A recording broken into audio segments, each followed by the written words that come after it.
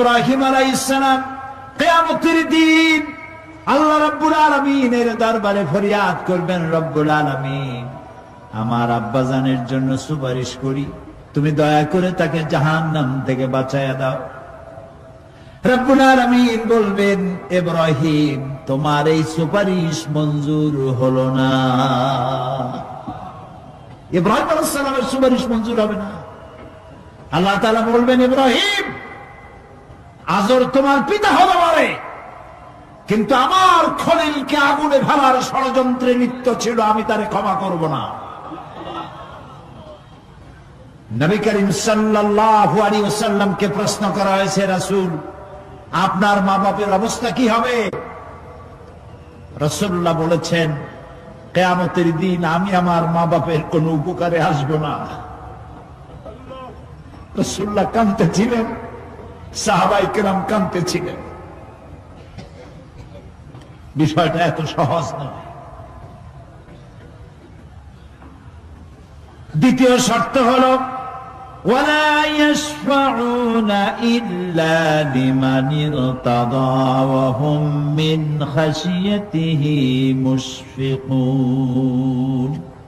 আল্লাহ তাআলা যার প্রতি সন্তুষ্ট তারা কেবল তার জন্যই সুপারিশ করতে পারবে। বস্তুত সেদিন তারা আল্লাহর ভয় সকলেই ভীত সন্ত্রস্ত থাকবে। কি এর সুপারিশ?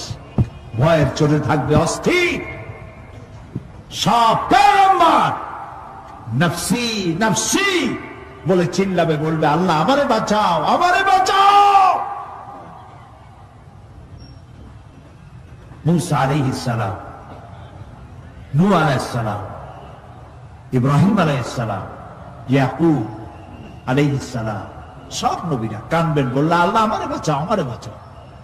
সেই দিন মাত্র এক ব্যক্তি উম্মতের জন্য কাঁদবেন, সুপারিশ করতে পারবেন, উম্মতের জন্য কাঁদবেন, তার নাম বিশ্বনবী মুহাম্মাদুর রাসূলুল্লাহ সাল্লাল্লাহু আলাইহি ওয়াসাল্লাম। এই জন্য নবী কিয়ামতের দিন তিনি যেন আমাদের সুপারিশ করেন, এজন্য আল্লাহর দরবারে আমাদের দোয়া করতে হবে, আল্লাহ তাআলা নবীর সুপারিশ আমাদের জন্য তুমি নসিব করে দাও। হ্যাঁ আল্লাহ তাআলা কিয়ামতের দিন তোমার নবী আমাদেরকে যেন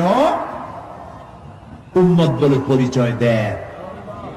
এই জন্য কারোর উপর ভরসা টরসা করবেন না, নিজের আমলটা ভালো করে গঠন করেন। আল্লাহ তাআলা কোরআন শরীফে বলেছেন, ইয়া আইয়ুহাল্লাযীনা আমানু আবতাগু ইলাইহিল ওয়াসিলা, হে বিশ্বাসীরা তোমরা ওসিলা তালাশ করো। এইটার একটা ভুল অর্থ করেছে লোকেরা, তারা বলেছে ওসিলা তালাশ করো মানে পীর ধরো। আবার বলে কি, যার পীর নাই তার পীর শয়তান। নাউযু বিল্লাহ। তাহলে ইমাম আবু হানিফা রাহমাতুল্লাহ আলাইহির পীর কে? ইমাম শাফির পীর কে? সাহাবায়ে কেরামদের পীর কে? কাজে এই সমস্ত বেয়াদবি কথা আদৌ বলা উচিত নয়, এগুলি বেয়াদবিপূর্ণ কথা।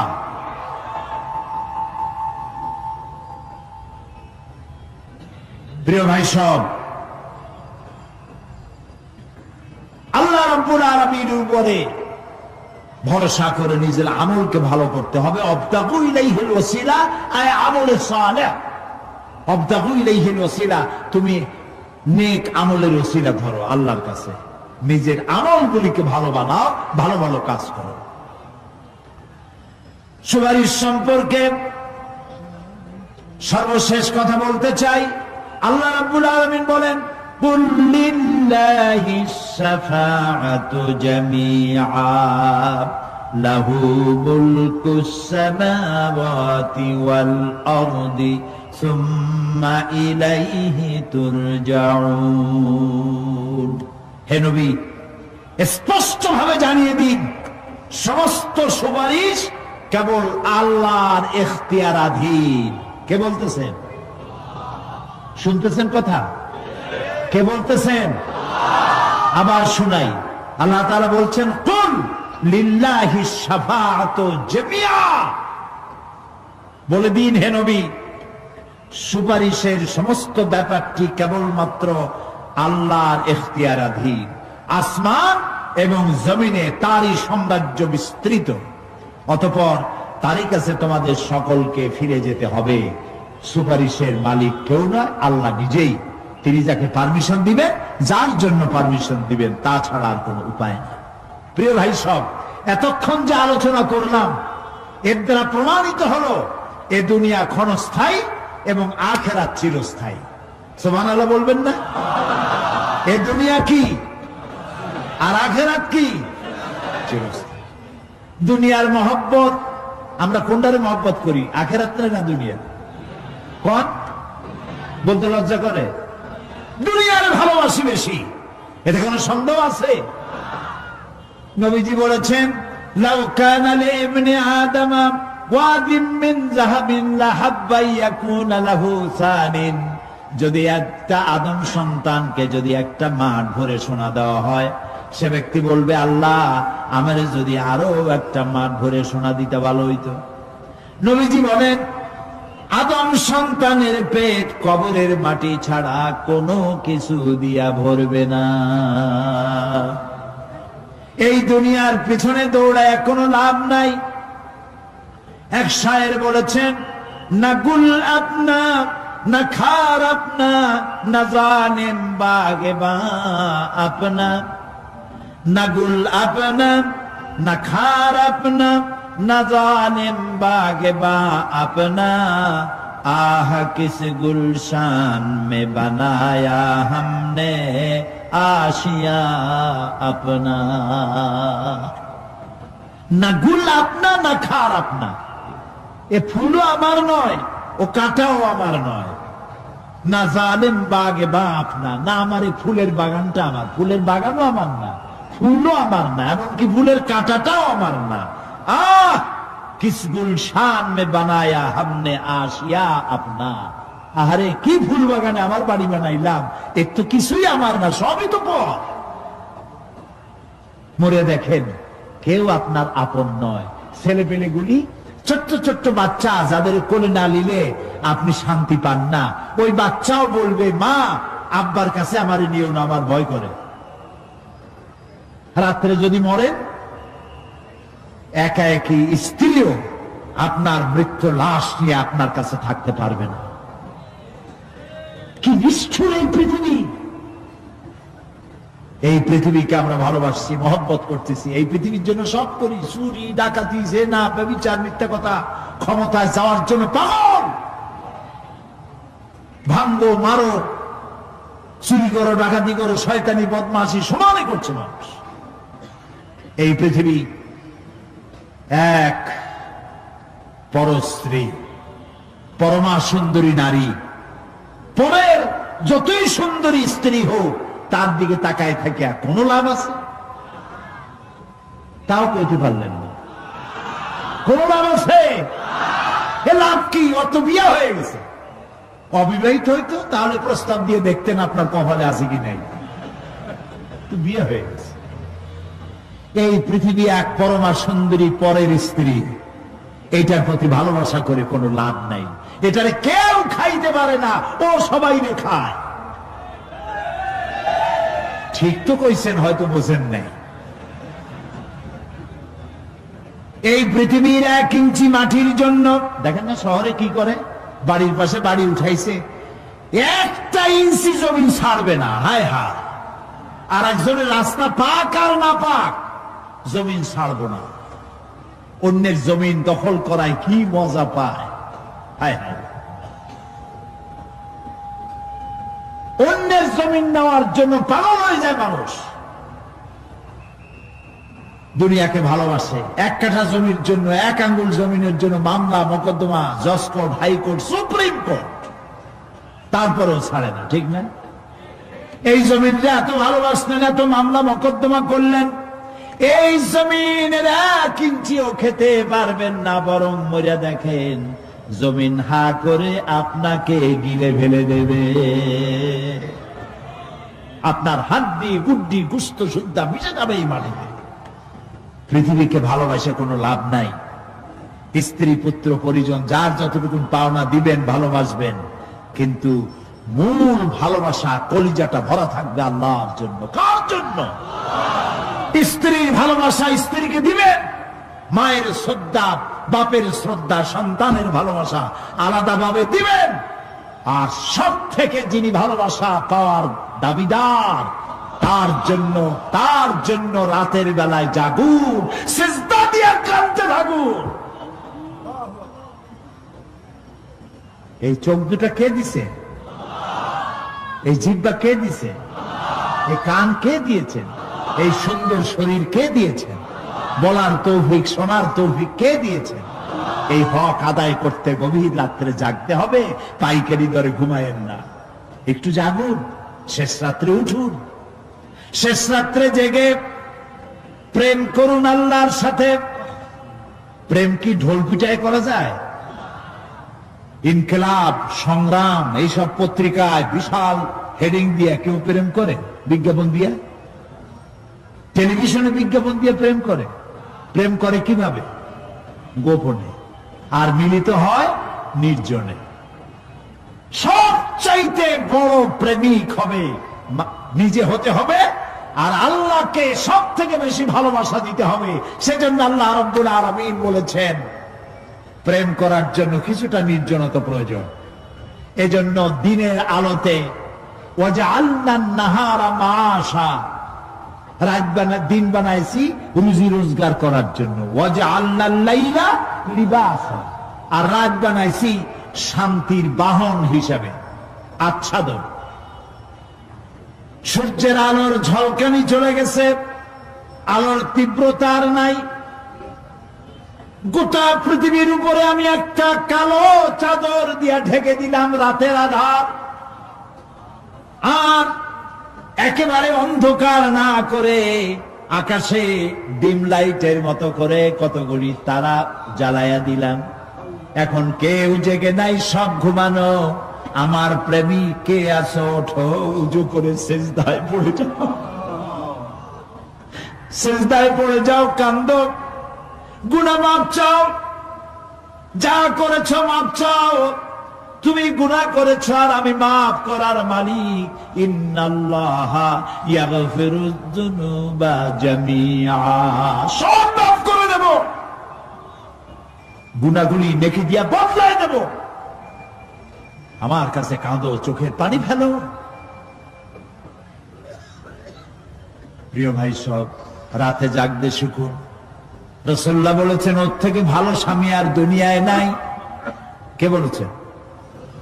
রাসূলুল্লাহ বলেছেন ওর থেকে ভালো স্বামী আর দুনিয়ায় নাই, যে গভীর রাত্রে নিজে জেগে তাহাজ্জুদের রুজু করে নিজের বউরে উঠায়।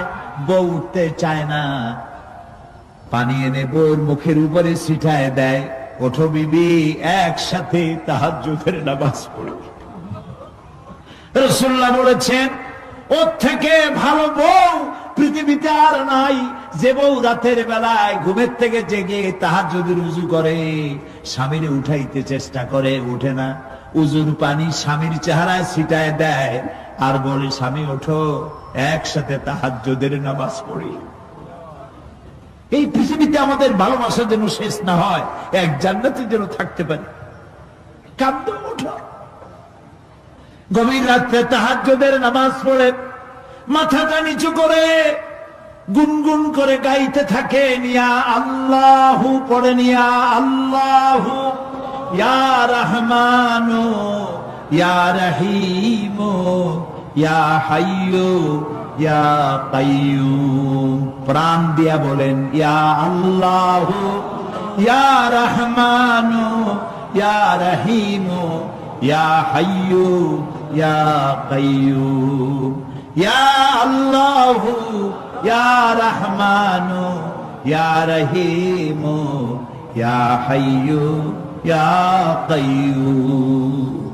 তাহাজ্জুদের নামাজ পড়ে এভাবে আল্লাহরে ডাইকে দেখেন, চোখ দিয়া পানির বন্যা নেমে আসে, যদি ঈমান একটুও থাকে। এই কান্না নবীজি বলেছেন জাহান্নামের ভয়তে আমার সাথে না ভরমানি করেছে। এই শরমে পড়ে বান্দা যখন চোখ দিয়া পানি ছেড়ে দেয়, ওই চোখের পানি নাকের অর্ধেক আসতে না আসতে আমি আমার বান্দারে মাফ করে দেই। আল্লাহু আকবার।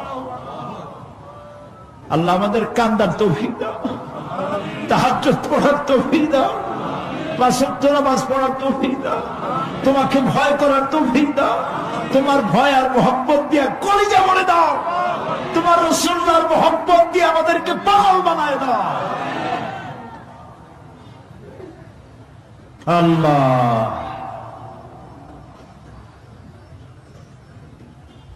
দুনিয়া বড় খারাপ জায়গা। এই দুনিয়ায় আল্লাহর কাছে সৌন্দর্য চাইতে হবে দুনিয়া, কিন্তু দুনিয়াকে স্থায়ী মহব্বত করা যাবে না। প্রিয় ভাই সব, আপনি যদি লন্ডনে যান, আমেরিকায় যান, কোনোদিন যান নাই, যাইতে হলে এখান থেকে টেলিফোন করেন, ওখানে বন্ধু বান্ধব আছে নাকি? তো লন্ডনে আমেরিকায় সেখানে যাবেন, ওখানে আপনার বন্ধু বান্ধব গ্রামের লোক আছে কিনা খোঁজ করেন, ঠিক না? আবার এখান থেকে ফরেন কারেন্সি নিয়ে যান, যেহেতু ওখানে টাকা চলবে না। টেলিফোন করেন, মোবাইল করেন, ফ্যাক্স পাঠান, আরো টাকা পয়সা সাথে নেন। এরপরেও চিন্তা থাকে, আল্লাহ এরপরে যদি কেউ না আসে তাহলে আমি যাবো কেমনে? এরপরে যাওয়ার সময় আবার বলে দেন যে ভাই আমি কিন্তু আসতেছি, লন্ডন কোনোদিন আসি নাই, তুমি কিন্তু এয়ারপোর্টে থাকো। একটা বিদেশে যাওয়ার জন্য এত প্রস্তুতি নেন, তো সব জায়গায় বন্ধু বান্ধব কেউ না কেউ তো আছে, কিন্তু আমরা এমন একটা দেশে যাব যেখানে কেউ নাই, ফরেন কারেন্সি চলে না, গ্রামের লোক নাই, বাবা নাই, বন্ধু নাই, মা নাই, কেউ নাই। যিনি রিসিভ করবেন, যার সাহায্যের কাঙ্গাল, বদামল করে তার শত্রু বানায় রাখছি, বন্ধু বানাইতে পারি নাই, তাহলে কি জবাব হবে কিয়ামতে? কি হবে কবরে? কি হবে উপায়? এই জন্যে প্রিয় ভাইয়েরা আমার, দুনিয়ার সঙ্গে মহব্বত কমায় দিয়া আখিরাতের মহব্বত বেশি করে করতে হবে। আর দুনিয়ায় যতদিন বেঁচে আছি ততদিন নেক আমল করে মানুষের সাথে সদাচরণ করতে হবে। আল্লাহ তাআলা বলেছেন, লাইসাল বিররা আন তুওয়াল্লু ওয়ুজুহাকুম কিবালাল মাশরিকি ওয়াল মাগরিবি ওয়ালাকিন্নাল বিররা মান আমানা বিল্লাহি ওয়াল ইয়াউমিল আখির। পূর্ব এবং পশ্চিমে কতবার তুমি মাথা ঝুঁকাইছো, এটাই কিন্তু তোমার জন্য কল্যাণ। এর মধ্যে কল্যাণ নিহিত নয়। তার মানে কি? আপনি কত সেজদা আল্লাহরে দিলেন, কত মানুষ তো আছে সেজদা দিতে দিতে কপালে কালো দাগ হয়ে গেছে, আছে না? কিন্তু মিথ্যা ছাড়ে নাই, ঘুষ ছাড়ে নাই, সুদ ছাড়ে নাই, মানুষের হক নষ্ট করছে, গভর্নমেন্টের হক নষ্ট করে, জনগণের হক নষ্ট করে, আছে না এমন? তাহলে কপালে দাগ পড়ায় লাভটা হইল কি? এই জন্যই আল্লাহ বলছেন, কপালটা, চেহারাটা কোন দিকে ঘুরাইলা, পূব দিকে না পশ্চিম দিকে, এটার উপরে কল্যাণ নিহিত নয়। প্রকৃত কল্যাণ, প্রকৃত ঈমান, প্রকৃত নেকি কাজ হচ্ছে আল্লাহরে বিশ্বাস করে জীবন পরিচালনা এবং পরকালকে বিশ্বাস করা। আল্লাহ যেন সেই বিশ্বাসে আমাদেরকে ধনী বানায় দেন, আমরা বলি আমিন। আজ এ পর্যন্তই, আগামীকাল আরো কথা বলবো। এ কথাগুলি আল্লাহর, এ কথাগুলি কার? আল্লাহ যেন আমাদেরকে আমল করার তৌফিক দেন। পয়গম্বরের ছেলে পর্যন্ত বিগড়ে গেছে। নূহ আলাইহিস সালাম আল্লাহর পয়গম্বর, ছেলে কাফের। লূত আলাইহিস সালাম আল্লাহর পয়গম্বর, স্ত্রী কাফের। আছে না? হেদায়েতের মালিক কে? দেখেন, ফেরাউন কাফের, স্ত্রী আসিয়া মুমিনা। সুবহানাল্লাহ বিহামদি। চিন্তা করা যায় হেদায়েত কত বড় নিয়ামত। ফেরাউন তাকে চাপ দিয়েছে, মানসিক ভাবে বলেছে আমার উপর ঈমান আনো, মুসা আলাইহিস সালামের উপর ঈমান ছেড়ে দাও, তাকে বাদ দাও, মুসা আলাইহিস সালামের আল্লাহর উপর বিশ্বাস প্রত্যাহার করো। আসিয়া বলছি তোমার উপর ঈমান আনবো, তুমি যে কেমন খোদা আমার চাইতে ভালো তো কেউ জানে না, আমি তোমারে খোদা বলে মানি না। ফেরাউন বলল, লোক লস্করকে ডেকে বলল, এরে নিয়ে যাও, এদেরকে তক্তার মধ্যে লোহাগুলি ফুটায় দিয়া সেই লোহার উপরে ভুট করে শোয়ায় দাও, আর চতুর্দিক থেকে মারতে থাকো, পিটাইতে থাকো, লোহাগুলি শরীরে ফুটতে থাকো, তার চিল্লানির আওয়াজ যেন আমি সিংহাসনে বসে শুনতে পাই। আল্লাহর এই বান্দিকে তক্তার উপরে হাজার লোহা পিটাইয়া তক্তা উল্টায় দিয়েছে, লোহাগুলি কি হয়েছে? খারাপ হয়ে গেছে। ওর উপরে ভুট করে শোয়াইয়া পিটানো শুরু হয়েছে। হযরতে আসিয়া প্রাণ ভিক্ষা চাইলেন না। কোরআনে কারীমে রব্বুল আলামিন বলেন, হযরতে আসিয়া কাঁদতে লাগলেন আর বলতে লাগলেন, রব্বুল আলামিন, আমি জালিমের জুলমের মধ্যে পড়েছি, আয় আল্লাহ তাআলা এই জুলুম থেকে, ফেরাউন এবং তার সাথী সঙ্গীদের জুলুম থেকে আমারে বাঁচাও, আর তোমার কাছে জান্নাতের ভিতরে আমার জন্য একটা ঘর বানাইয়া দিও, আমাকে ঈমানের মউত দিও। রব্বুল আলামিন ফেরেশতাদেরকে অর্ডার করলেন, আমার ফেরেশতারা আসমানের দরওয়াজাগুলি খুলে দাও, আমার আসিয়া যেন আমার জান্নাত দেখে তার রূহ যেন জান্নাতের দিকে পরওয়াজ করতে পারে। হেদায়েত আল্লাহ যারে দেন, আগুনের উপরে দাঁড়িয়ে সে আগুনের অগ্নি পরীক্ষা দিয়ে হেদায়েতের উপরে টিকে থাকে, আর কপালে যার নাই হেদায়েত থেকে বিগড়ে যায়। এই জন্য আল্লাহর কাছে দোয়া করতে হবে, রব্বানা লা তুজিগ কুলুবানা বা'দা ইয হাদাইতানা ওয়া হাব লানা মিন লাদুনকা রাহমাতান ইন্নাকা আনতাল ওয়াহ্হাব। কে জিজ্ঞেস করবেন? কে জিজ্ঞেস করবেন? বান্দাকে আল্লাহ, আল্লাহ নিজে বান্দাকে জিজ্ঞেস করবেন। বান্দা ভয় কলিজা গলার কাছে চলে আসবে, আবার মৃত্যুর মতো ভয় সৃষ্টি হয়ে যাবে, কাঁদতে কাঁদতে অস্থির হয়ে যাবে, বলবে, আল্লাহ আমি তো করে ফেলেছি, আমি তোমার কাছে মাপ চাই, আমাকে ক্ষমা করে দাও। বান্দারে হয়রানি আর পেরেশানি দেখে আল্লাহ রাব্বুল আলামিন বলবেন, বান্দা যাও, চলে যাও, আমার জান্নাতে চলে যাও, আমি তোমার মাফ করে দিলাম। এই জন্য নবীজি শিখাইছেন, দোয়া করো, আল্লাহর কাছে দোয়া করো, আল্লাহুম্মা হাসিবনি হিসাবান ইয়াসীরা। পড়েন, আল্লাহুম্মা হাসিবনি হিসাবান ইয়াসীরা। মানুষের যে সাধারণ হিসাব হবে সে সম্পর্কে আল্লাহ পাক বলেন, ইয়াউমাইযিন তু'রাদুনা লা তাখফা মিনকুম খাফিয়া। সেদিন তোমাদের হিসাব নিকাশ পেশ করা হবে এবং তোমাদের কোনো বিষয় গোপন রাখা হবে না, কিচ্ছু গোপন থাকবে না, সব প্রকাশিত হয়ে যাবে। ইন্না লিল্লাহি ওয়া ইন্না ইলাইহি রাজিউন। আল্লাহ তাআলা বলেন, ইয়াউমাইযিন ইয়াসদুরুন নাসু আশতাতান লিয়ুরাউ আ'মালাহুম ফামান ইয়া'মাল মিসকালা যাররাতিন খায়রান ইয়ারা ওয়া মান ইয়া'মাল মিসকালা যাররাতিন শাররান ইয়ারা। সেদিন মানুষকে বিভিন্ন দলে বিভক্ত করা হবে, সব এক জায়গায় থাকবে হাসরে মানুষ। তখন আসামি, খুনি, এই যে বিরাট মাহফিল, বিশাল মাহফিল, এর মধ্যে চোর, ডাকাত, খুনি, এই জাতীয় লোক থাকতে পারে না? পারে কিনা?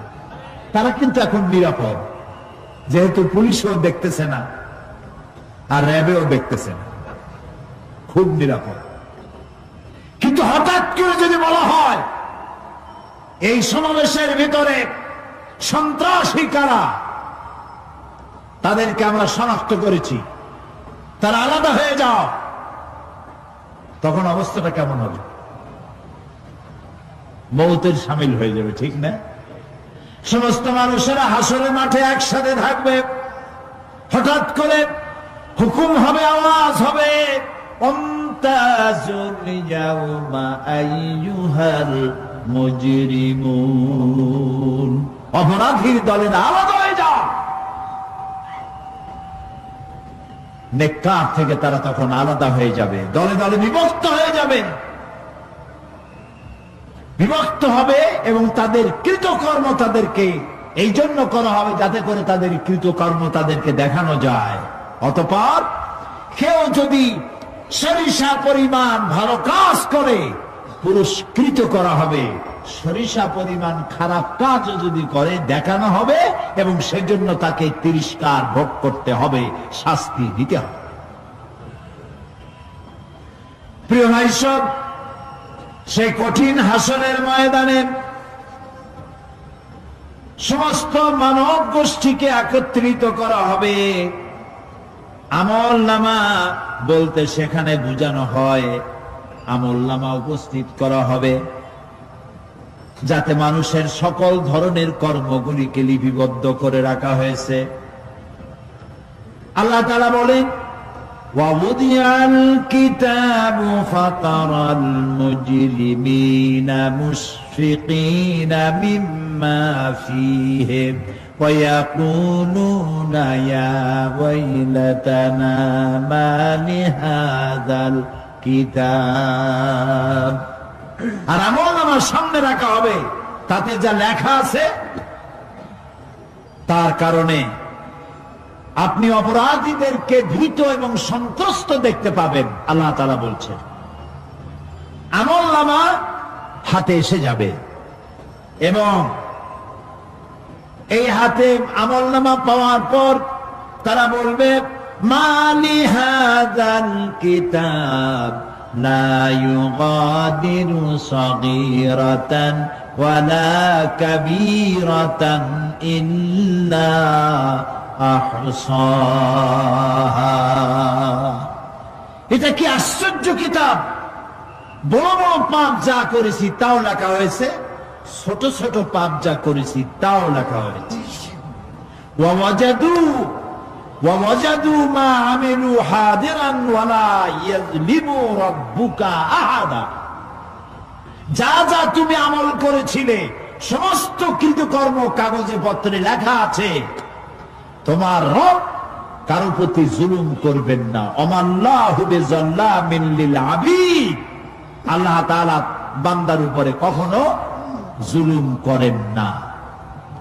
এগুলি সব উপস্থিত হয়ে যাবে, বিশ্বাস করেন? এইখানে মাত্র কয়েকজন লোক কইলুজি, এটা তো ইমানের প্রশ্ন। এসব কথা যা বলা বলো, আমি খারাপ কাজ করতেই পারবো না। এই জন্য আল্লাহ পরকালের এই কথাগুলি কোরআনে কারীমের মধ্যে এত বেশি করে বলেছেন। মানুষের চরিত্রবান হওয়ার জন্য আল্লাহর ভয়, পরকালের বিশ্বাস, এর থেকে বড় ওষুধ পৃথিবীতে আর নাই। সব লেখা হচ্ছে, মানুষ বিশ্বাস করে না, এ হলো মূল কথা। যতক্ষণ মাহফিলে থাকে কেমন লাগে? এই যে বসে আছেন ঘন্টার পর ঘন্টা, কেমন লাগে? কোন বেহেশতের মতো। বাড়ির কথা মনে আছে এখন? বউর কথা মনে ওঠে? ছেলে মেয়ের কথা মনে ওঠে? সুবহানাল্লাহ কইতে ইচ্ছা করে না? মাজালিসুল ইলম হিয়া রাউদাতুম মিন রিয়াদিল জান্নাহ। এখানে ইলম আলোচনা করা হচ্ছে, কোরআন আলোচনা করা হচ্ছে। এটা তো রজবালি প্যারেড ময়দান নয়, এটা জান্নাতের টুকরা হয়ে গিয়েছে। বেহেশতের বাগানে বসে আছেন। বেহেশতে মানুষেরা দুনিয়ার কথা চিন্তা করবে না। দুনিয়া কি? এটা একটা পায়খানা। এখানে আসছিল ওই পায়খানা করার জন্য, এটা পায়খানা। আর মানুষেরা পায়খানা সাজাবার কাজে ব্যস্ত আছে, আসল ঘর ভুলে গেছে। আসল ঘর কোনটা? প্রিয় ভাই সব, মানুষ বোঝে না, ভুলে যায়। সিগারেটের প্রত্যেকটা প্যাকেটে লেখা থাকে ইহা স্বাস্থ্যের জন্য ক্ষতিকর, তারপরেও কি টানা টানে দেখছেন? বিশ্বাস করেন, গা সওয়া হয়ে গেছে। এই আমলনামা তৈরি হচ্ছে, হঠাৎ করে কিয়ামতে বানায় দেওয়া হবে না। আপনার আমার বডির সাথে লাগানো ওই সিম কার্ডে সব লেখা হয়ে যাচ্ছে, কিয়ামতের দিন এগুলি হাতে দেওয়া হবে। আর আল্লাহ তাআলা বলবেন, ইকরা কিতাবাকা কাফা বিনাফসিকাল ইয়াউমা আলাইকা হাসিবা। ইকরা কিতাবাক, তাকে বলা হবে এবার তুমি পড়ো, কাফা বিনাফসিকাল ইয়াউমা আলাইকা হাসিবা, তোমার এই কিতাব পড়ো। আর তোমার এই হিসাব গ্রহণ করার জন্য কিতাবটা ভালো করে পড়ো, তোমার নিজের হিসাব নেওয়ার জন্য তুমি নিজেই যথেষ্ট। তুমি দোজখে যাবা না বেহেশতে যাবা, তুমি নিজেই সিদ্ধান্ত নাও কোথায় যাবা। তোমার নিজের কি করছিলা এখন তুমি দেখো। এই জন্য আমি বলি মাঝে মধ্যে আমরা এখন হিসাব করতে পারি এখানে বসে আমাদের কি হওয়া উচিত। ছোটবেলার কথা মনে আছে? নাই, মনে নাই? এই যে স্কুল থেকে পলাইছিলেন, তারপরে 2 দিন পর স্কুলে গিয়ে হাজির হয়েছেন, মাস্টার জিজ্ঞেস করলো গতকাল আসো নাই কেন? তখন বললেন মা বলেছেন আমার নাকি পেটে ব্যথা হয়েছিল। এইসব স্কুল ফাঁকি দেওয়া, মাইর খাওয়া, মানুষের বাড়ির লিচু খাইতে গিয়ে চুরি করে কিল খাওয়া, এইসব ছোট ছোট কথা মনে পড়লে এখনো হাসি পায়। এসব কথা মনে আছে না? ছোট ছোট কথা, ছোট ছোট কথাগুলি যদি মনে থাকে তাহলে কোন হোটেলে, কোন বাগানে, কোথায় কোন পাপ করেছেন তা মনে নাই? এখন নিজে হিসাব করেন জায়গা কোথায় হওয়া উচিত, পাপ করেছেন কত, ভালো কাজ করেছেন কত, নিজে হিসাব করে দেখেন কোন দিকে যাবেন। আমরা নিজেরাই যথেষ্ট হিসাবের জন্য। আল্লাহ তাই বলবেন কিয়ামতের দিন, ইকরা কিতাবা, তোমার কিতাব তুমি পড়ো, তোমার হিসাব নেওয়ার জন্য তুমিই যথেষ্ট। আহারে, আল্লাহ রাব্বুল আলামিন বলেন, ওয়া আশরাকাতিল আরদু বিনুরি রাব্বিহা ওয়া wudi'al কিতাবু ওয়া জিআ'a বিন-নাবিয়্যিনা ওয়াশ-শুহাদা'a বাইনাহুম বিল হক ওয়া হুম লা ইউযলামুন। পৃথিবী তার রবের নূরের ঝলকানিতে উদ্ভাসিত হবে। সুবহানাল্লাহ, সুবহানাল্লাহ। আল্লাহর নূরের ঝলকানিতে গোটা পৃথিবী উদ্ভাসিত হয়ে যাবে। আমলনামা তুলে ধরা হবে, পয়গম্বর এবং সাক্ষীগণকে হাজির করা হবে এবং সকলের প্রতি সুবিচার করা হবে, তাদের কারো প্রতি জুলম করা হবে না। আল্লাহ গ্যারান্টি দিচ্ছেন কারো প্রতি জুলুম করা হবে না। সুতরাং হে মানুষেরা, ইয়া আইয়ুহাল ইনসানু ইন্নাকা কাদিহুন ইলা রাব্বিকা কাদহান ফামুলাকি। হে মানুষ, তোমার পালনকর্তা পর্যন্ত পৌঁছতে তোমাকে অনেক কষ্ট করতে হবে, এরপর তুমি তার সাক্ষাৎ পাবে। কিয়ামতে তোমার সাক্ষাৎ হবে। কাজেই তোমার নিজের আমলকে সুন্দর করে আমলকে তৈরি করে নাও। ফাম্মা মান উতিয়া কিতাবাহু বিয়ামিনিহি ফাসাউফা ইউহাসাবু হিসাবান ইয়াসীরা ওয়া ইয়ানকালিবু ইলা আহলিহি মাসরুরা। সুবহানাল্লাহ, সুবহানাল্লাহ। যার ডান হাতে আমলনামা দেওয়া হবে, কিয়ামতের দিন আমলনামাগুলি উড়িয়ে দেওয়া হবে। ইমানদারের সামনের থেকে কোন হাতে, আর বেঈমানের পিছন থেকে বাম। এই আমলনামা যখন যার ডান হাতে আমলনামা পৌঁছে যাবে, তার হিসাব নিকাশ সহজ হয়ে যাবে। আমলনামা হাতে করে আনন্দ চিত্তে সে আপন পরিবারের সঙ্গে মিলিত হতে পারবে। সুবহানাল্লাহ। আল্লাহ কিয়ামতের দিন দয়া করে আমাদের আমলনামা আমাদের ডান হাতে দিয়ে দিও। আল্লাহ তাআলা দয়া করে আমাদের হাতে, আমাদের ডান হাতে আমাদের আমলনামা দিও।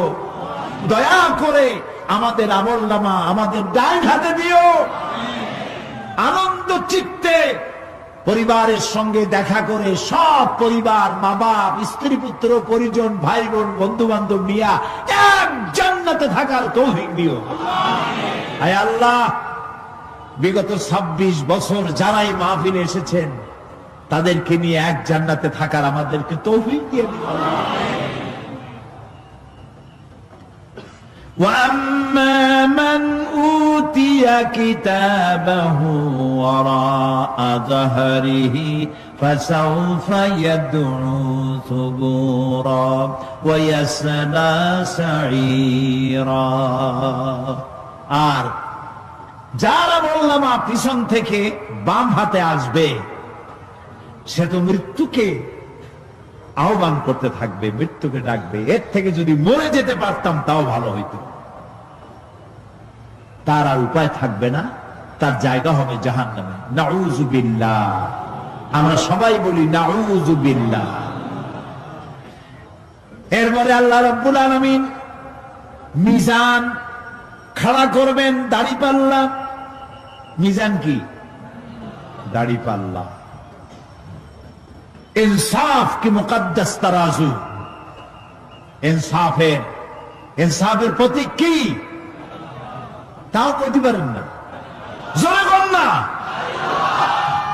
এটা হচ্ছে ইনসাফের প্রতীক। সুপ্রিম কোর্ট ঢাকা, সুপ্রিম কোর্টের সামনে বিশাল দাড়িপাল্লা টানানো, দেখছেন না? মানুষেরা তো বোঝে না, গ্রাম দিয়ে লোকেরা যায়, যাই এটা দেখে কয় যে বাবা, জামাত ইসলামের এত বড় অফিস।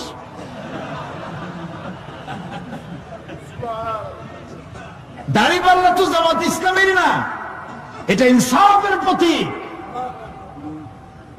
তারা ক্ষমতায় গেলে ইনসাফ করবে এটা বুঝাবার জন্য এই প্রতীককে গ্রহণ করেছে। আল্লাহ যেন ইনসাফ করার, আল্লাহ যেন ইনসাফ করার তৌফিক দিয়ে দেয়। বলুন আমিন, জোরে বলেন আমিন।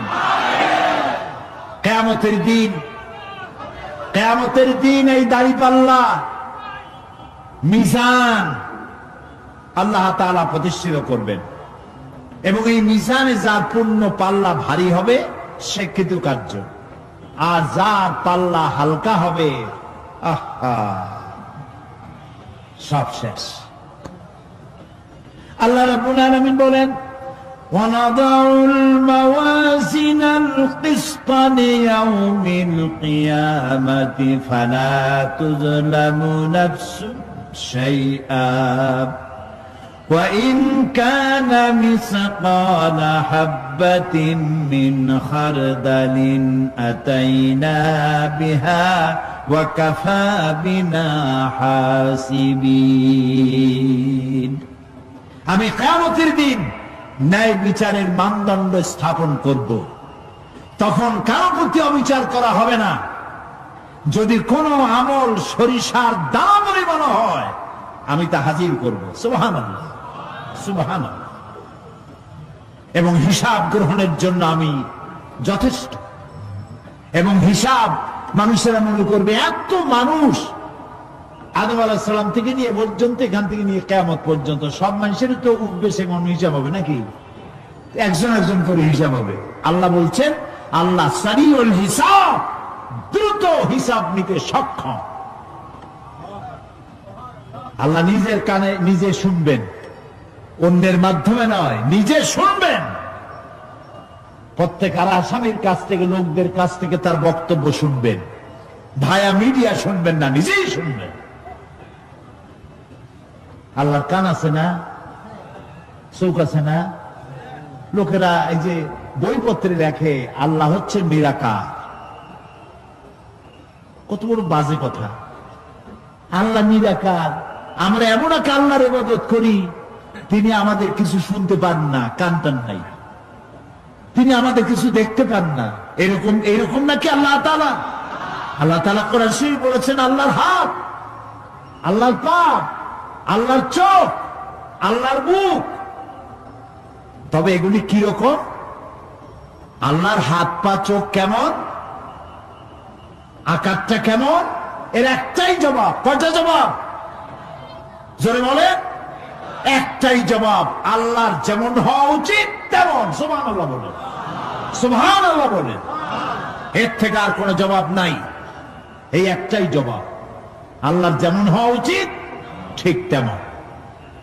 লাইসা কামিসলিহি শাইউন, আল্লাহর অনুরূপ, আল্লাহর মতো আকাশেও কিছু নাই, জমিনেও কিছু নাই। এটা আমাদের ঈমান, এটা আমাদের কি? সুতরাং তিনি জুলুম করবেন না এবং হিসাব নেবেন। আর যথার্থ হিসাব নেবেন, সেখানে কারো প্রতি কোনো জুলুম করা হবে না। ومن خفت موازينه فأولئك الذين خسروا أنفسهم بما كانوا بآياتنا يظلمون। আর যাদের পাল্লা হালকা হবে তারা তো শুধু নিজেদেরই ক্ষতি সাধন করবে, কেননা তারা আমার আয়াত সমূহকে অস্বীকার করত। আল্লাহর যারা অস্বীকার করত, আখেরাত নাই, কিয়ামত নাই, বেহেশত নাই, কবরের মধ্যে কোনো শাস্তি নাই, কবরের কোনো প্রশ্ন নাই, এগুলি যারা বলতো তারা কিয়ামতে ক্ষতিগ্রস্ত হবে। এখন কিয়ামতের দিন মিজান আমরা হালকা করতে চাই না ভারী করতে চাই? জবাব চাই। কি করবেন? যদি ভারী করতে চান, নেক আমল বেশি বেশি করবেন। আর একটি হাদিস শোনাবো, যেই হাদিসের ভিতরে পাল্লা ভারী করার মতো কথা নবীজি বলেছেন। শুনবেন নাকি? বুখারী শরীফের শেষ হাদিস। আল্লাহর নবী বলেন, কালিমাতানে হাবিবাতানে ইলার রহমান খাফিফাতানে আলাল লিসান সাকিলাতানে ফিল মিজান সুবহানাল্লাহি ওয়া বিহামদিহি সুবহানাল্লাহিল আযীম। নবীজি বলেন, দুইটা কালেমা, দুটি শব্দ আল্লাহর কাছে খুবই প্রিয়, মুখে উচ্চারণ করা একেবারেই হালকা। আর কিয়ামতের দিন এই শব্দ দুটি দিয়ে আল্লাহ রাব্বুল আলামিন মিজানের পাল্লাকে ভারী করে দিবে। সেই শব্দ দুটি হলো, পড়েন আমার সাথে, সুবহানাল্লাহি ওয়া বিহামদিহি সুবহানাল্লাহিল আযীম। সবাই পড়েন, সুবহানাল্লাহি ওয়া বিহামদিহি সুবহানাল্লাহিল আযীম সুবহানাল্লাহি ওয়া বিহামদিহি সুবহানাল্লাহিল আযীম। জান্নাতের ভিতরে মানুষের কোনো দুঃখ থাকবে না। কাদের দুঃখ থাকবে না? জান্নাতীদের। কথা কি শোনেন? সাথে সাথে ঠাস ঠাস করে জবাব দিতে পারেন না কেন? জান্নাতীদের ভেতরে, জান্নাতীদের কি থাকবে না? কোন দুঃখ থাকবে না। একটা দুঃখ থাকবে। কটা দুঃখ? একটা দুঃখ থাকবে। জান্নাতীরা জান্নাতের ভেতরে মনে মনে ভাববে, কারণ জান্নাত তো সকলের জন্য একরকম হবে না। কারো হবে ফার্স্ট ক্লাস, কারো হবে ডিলাক্স, কারো হবে সুইট ডিলাক্স, কারো হবে second class, third class, fourth class, এরকম। এটা কি ইনসাফ না জুলুম? ইনসাফ। আপনি খালি নামাজ পড়ছেন, রোজা রাখছেন, হজ করছেন, যাকাত করছেন, যাকাত দিছেন, হালাল হারাম বাইসা করছেন, আপনারে যে জান্নাত দেওয়া হবে, ওই ব্যক্তি যিনি তাহাজ্জুদের নামাজ পড়েছেন, কোরআন বুঝেছেন, কোরআন প্রতিষ্ঠার জন্য আন্দোলন করেছেন, জেল খেটেছেন, জরিমানা দিয়েছেন, ফাঁসির মঞ্চে চড়েছেন, তার জান্নাত আর আমার জান্নাত সমান হওয়া কি উচিত? কাজে আল্লাহ তাআলা তো ইনসাফ করবেন কিয়ামতের দিন। নবীদের, সাহাবীদের তারপরে দ্বীনের জন্য যে যত পরিশ্রম করেছেন তার পুরস্কারটা সেরকমই হবে। এই জান্নাতের ভিতরে জান্নাতীদের মধ্যে কোন দুঃখ থাকবে না, একটি দুঃখ ছাড়া। তারা মনে মনে ভাববেন রব্বুল আলামিন অমুক অমুক সময় চায়ের দোকানে বসে আড্ডা মেরেছিলাম, বাসের মধ্যে ঘন্টার পর ঘন্টা বসেছিলাম, আজে বাজে চিন্তা করেছি, সময় চলে গেছে ঘন্টার পর ঘন্টা। ওই সময়গুলিতে যদি তোমার নামের জিকির করতাম, তেলাওয়াত করতাম, তাহলে জান্নাতের ভিতরে আজ আমি আরো ভালো ভালো জায়গা পাইতাম। হাদিস শরীফে এসেছে কিয়ামতের দিন জান্নাতীদেরকে আল্লাহ বলবেন তেলাওয়াত করো আর উপরে উঠতে থাকো, তেলাওয়াত করো আর উপরের দিকে উঠতে থাকো, ধীরে ধীরে পড়ো, ধীরে ধীরে তেলাওয়াত করো। ধীরে ধীরে তেলাওয়াত করতে করতে তোমার তেলাওয়াত জান্নাতের যে স্তরে গিয়ে শেষ হবে, জান্নাতের ওই জায়গা তোমার জন্য বরাদ্দ হবে। এখন যার মুখস্থ সাদি খালি কুলু আল্লাহ আর ইজাজা নাসরুল্লাহ, দুই পাও দিয়েই বসে থাকে। আহারে, কোরআন শরীফ মুখস্থ করেন, আল্লাহ যেন আমাদেরকে মুখস্থ করার তৌফিক দেন, বলেন আমিন। এজন্য উৎসাহ থাকা দরকার, উৎসাহ হইলেই আপনি পারবেন। জেহেন শক্তি সকলেরই কম বেশি আছে, চেষ্টা করলেই পারবেন। সেই জন্য আমি বলতে চাই, কিয়ামতের দিন জান্নাত যদি আল্লাহ তাআলা দয়া করে আমাদেরকে নসিব করায় দেন, যদি বলবো না, বলবো আল্লাহ তুমি দয়া করে আমাদেরকে জান্নাত দিও, বলেন আমিন।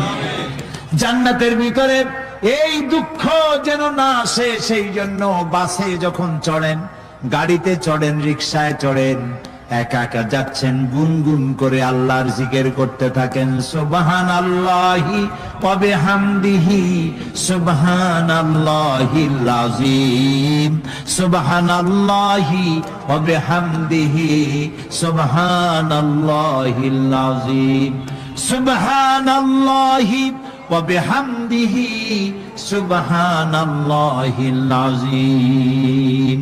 জিকির করেন সবাই কিছুক্ষণ, সুবহানাল্লাহ, আলহামদুলিল্লাহ, লা ইলাহা ইল্লাল্লাহ, সুবহানাল্লাহ, আলহামদুলিল্লাহ, লা ইলাহা।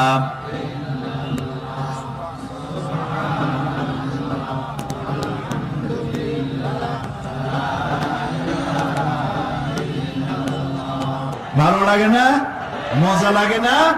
প্রাণ খুলে বলেন সুবহানাল্লাহ ওয়ালহামদুলিল্লাহ, লা ইলাহা ইল্লাল্লাহ, সুবহানাল্লাহ ওয়ালহামদুলিল্লাহ, লা ইলাহা, লা ইলাহা ইল্লাল্লাহ মুহাম্মাদুর রাসূলুল্লাহ। প্রিয় ভাই সব, এরপরে আল্লাহ তাআলা বলেছেন সিরাতের কথা। কিয়ামতের দিন সিরাত, কোন সিরাতের নাম শোনেন নাই? কথা না কইলে বুঝি কি? শুনছেন? সিরাত। এই সিরাত বলতে বোঝানো হয় এক ঝুলন্ত সেতুকে, যা দোজখ এবং বেহেশতের মাঝখানে সেতু বন্ধন। কিয়ামতের দিন সকল মানুষকে এই সেতু পার হতে হবে। তখন মুমিন ব্যক্তিরা সফলভাবে তা পার হয়ে যাবে, আর এ কাজে ব্যর্থ হবে সে, যে ব্যক্তি ব্যর্থ হবে সে জাহান্নামে নিক্ষিপ্ত হবে। আল্লাহ আল্লাহ আল্লাহ। আল্লাহ রাব্বুল আলামিন বলেন, ওয়া ইম মিনকুম ইল্লা ওয়ারিদুহা কানা আলা রাব্বিকা হাতমান মাকদিয়া সুম্মা নুনাজ্জিল্লাযীনা ইত্তাকাও ওয়া নাযারুয যালিমিনা ফীহা জিসিয়া। তোমাদের মধ্যে সকলেই তা পার হবে। এটা আপনার রবের ফয়সালা, আপনার আল্লাহর ফয়সালা। এরপর আমি খোদা বিরুদ্ধের উদ্ধার করব, আর জালিমদেরকে সেখানে নত জন অবস্থায় ছেড়ে দেব, মানে জাহান্নামের মধ্যে নিক্ষিপ্ত হবে, আর ইমানদারেরা পার হয়ে চলে যাবে। সুবহানাল্লাহ। আল্লাহ তাআলার জন্য দয়া করে আমাদেরকে সিরাত বিজলি গতিতে, বৈদ্যুতিক গতিতে আল্লাহ যেন আমাদেরকে পার করে দেন। বলেন আমিন। সবাই বলেন আমিন। এরপরে শাফাত, শেষ দিবসের প্রতি বিশ্বাসী প্রত্যেক ব্যক্তি সুপারিশ বা শাফাতের বিষয়টা বিশ্বাস রাখতে হবে। দুটি শর্তের ভিত্তিতে শাফাত হবে। সুপারিশকারীর সুপারিশের জন্য আল্লাহর অনুমতি লাগবে, আর শাফায়াতকৃত ব্যক্তির জন্য আল্লাহর সন্তুষ্টি প্রয়োজন। এই দুটি শর্ত। প্রথম শর্তের প্রতি ইঙ্গিত করে আল্লাহ তাআলা বলেছেন, যেটা আমরা আয়াতুল কুরসির মধ্যে পড়ি, মান যাল্লাযী ইয়াশফাউ ইনদাহু ইল্লা বিইজনিহি। এমন কে আছে যে অনুমতি ব্যতীত আল্লাহর কাছে সুপারিশ করতে পারে? আছে কেউ? কেউ নেই। একথা মনেই করবেন না যে কোন পীর সাহেবের কাছে মুরিদ হইছেন। আমি এরকম পীরের খবরও জানি। আমি পীর বললি আপনারা মনে করবেন না যে আমি পীর বিরোধী লোক, এটা মনে করবেন না। কিন্তু ভালো ভালো পীর আছে যারা ব্যবসা করে পীরগিরি করিয়া, শুধু ব্যবসায়ী করে না, ওয়ায়াসুদ্দুনা আন সাবিলিল্লাহ। সূরা তাওবা, ইন্না কাসীরাম মিনাল আহবারি ওয়ার রুহবান লায়াকুলুনা আমওয়ালান নাস বিল বাতিল ওয়ায়াসুদ্দুনা আন সাবিলিল্লাহ। আহলে কিতাবদের মধ্যে এই ধরনের অনেক পীর দরবেশ আছে। কে বলতেছেন? আল্লাহ। আল্লাহ বলতেছেন আছে। তারা কি করে? তারা জনগণের মালকে বাতিল পন্থায় ভক্ষণ করে। জনগণকে এমন একটা ভাব দেখায় যে আমাদেরকে হাদিয়া তওবা দিতে পারলে, আমাদের কদমবুসি দিতে করতে পারলেই বেহেশতে চলে যাবা, কারণ আমরা হলাম আল্লাহর এজেন্ট। নাউজুবিল্লাহ। পাও দুইখান আগেই বাইর করে রাখে যাতে লোকেরা কিছু একটা করতে পারে। হায় হায়, এদূর জনগণের মাল খাইয়া যদি পেটে তেল মাইখা, নাবিতে তেল টেল মাইখা ডেকে যদি থাকতো চুপ করে, তাও ভালো হইতো। আল্লাহ কয় যে পর্যন্ত তো লাগে না, ওয়ায়াসুদ্দুনা আন সাবিলিল্লাহ, আল্লাহর দ্বীন প্রতিষ্ঠার পথে তারা বাধা দেয়। ওর আকীদা খারাপ, ওর এই খারাপ, ওর তাই খারাপ, ওইখানে যাইও না। আল্লাহরে পাইতে হইলে আমার বাড়ি আসো, আমার কাছে মুরিদ হও। আমি ছাড়া ইসলাম কোন জায়গায় নাই। নাউজুবিল্লাহ। সব খারাপ। মানে ইসলাম যেন একটা মনোবলী বিজনেস। এটি হচ্ছে একটা ঘিয়ের দোকানের মতো। আমার দোকানেই কেবল ঘাটি ঘি পাওয়া যায়, আর খাঁটি ঘি কোন জায়গায় পাওয়া যায় না। এই ধরনের শয়তানি কথা বলার কোন সুযোগ ইসলামে নাই। সুতরাং আপনারা একথা মনেই করবেন না যে কোন পীর সাহেব আপনাকে সুপারিশ করতে পারবেন। এই বিশ্বাস বদ্ধমূল যেন না থাকে। ওটি শর্তাধীন, হইতেও পারে, নাও হইতে পারে। এমনও তো হতে পারে আপনার পীরে কে সুপারিশ করে তাই কিয়ামতের দিন তিনি হয়রান হয়ে যাবেন। এমনও হতে পারে। না পারে না? পারে কিনা? সেই জন্য এটা ভরসাই করবেন না। কেউ কেউ আবার দুই পীরের কাছে মুরিদ হয়। ধারণা এই দুইজনের কাছে মুরিদ হয়েছি, দুইজনে দুই হাত ধরে কিয়ামতে এরকম করে মেরে দিবে, আমি জান্নাতের বারান্দায় গিয়ে বসবো। জান্নাত তোমার মামু বাড়ির বারান্দা। এত সহজ, এত সহজ। নবীরা কানতে কানতে হয়রান হয়ে গিয়েছে। নবী করিম সাল্লাল্লাহু আলাইহি ওয়াসাল্লাম তাহাজ্জুদের নামাজ সামান্য সময় ঘুমাইয়া নামাজ শুরু করে দিতেন। সূরা বাকারা শেষ, আলে ইমরান শেষ, সূরা নিসা শেষ, মায়েদা শেষ, আরাফ শেষ। সাহাবায়ে কেরাম মনে করতেন রাসূল বুঝিয়ে এই নামাজের রুকুতে আর যাবেন না, ফজর হয়ে যাবে এক রাকাতে। যখন রুকুতে যেতেন মনে হতো আর উঠবেন না, যখন সেজদায় যেতেন মনে হতো ইন্তেকাল করেছেন। হযরত আয়েশা বলেছেন, আমাদের মা জগৎ জননী হযরত আয়েশা রাদিয়াল্লাহু তাআলা আনহা বলেছেন, রাসূলুল্লাহ সেজদায় পড়ে যেভাবে কাঁদতেন, চুলার উপরে হাড়ি তুলে দিলে ভাত রান্না করার সময় যেমন একটা আওয়াজ হয়, ভাতের হাড়িতে শোনেন নাই আওয়াজ? রাসূলুল্লাহর কলিজার ভেতর থেকে কান্নার গুমরে আওয়াজ এভাবে উত্থিত হতো। সকাল বেলায় জুতা পায়ে পড়তে পারতেন না, পা মোবারক খুলে বড় হয়ে যেত। বেহেশত এত সহজ? প্রিয় ভাই সব, মান যাল্লাযী ইয়াশফাউ ইনদাহু ইল্লা বিইজনিহি, কার ক্ষমতা আছে আল্লাহর পারমিশন ছাড়া কথা বলে, সুপারিশ করে? আল্লাহ রাব্বুল আলামিন সুপারিশ করার জন্য যাকে পারমিশন দিবেন আর যার জন্য দিবেন মাত্র সেই ব্যক্তি শুধু তার জন্যই সুপারিশ করতে পারবে, নিজের ইচ্ছা মতো কারোর জন্য সুপারিশ করতে পারবে না।